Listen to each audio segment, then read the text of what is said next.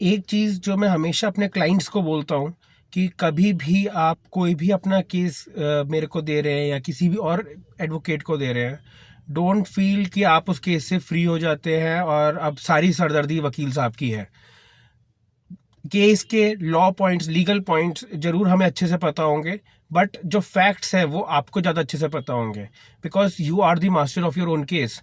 हमारे पास कई मैटर्स होते हैं जिसको हमें देखना होता है, बट आपको अपने केस के बारे में बहुत अच्छे से पता है। कोई भी ड्राफ्ट जा रहा है, कोई भी एप्लीकेशन जा रही है, मैंने एक अपनी हैबिट बनाई हुई है कि मैं हमेशा अपने क्लाइंट को भेजता हूँ। कई मेरे क्लाइंट्स हैं वो ये भी कहते हैं कि आपको पता होगा, आप देख लो, आपने ठीक ही लिखा होगा। बट नहीं, आप अपने फैक्ट्स पढ़िए, आप डिस्कस करिए उन चीज़ों के ऊपर आकर।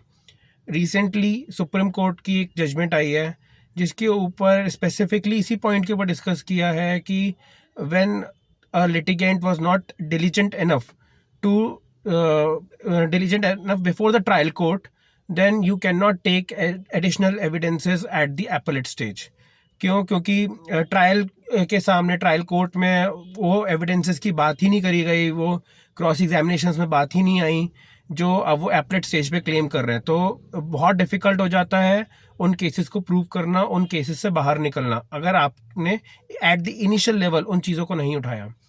तो जब भी आप कोई भी एडवोकेट एंगेज कर रहे हैं, एक तो पहली बात, कोई भी डॉक्यूमेंट जा रहा है, कोई भी ड्राफ्ट जा रहा है, उसको आप भी क्रॉस चेक करिए।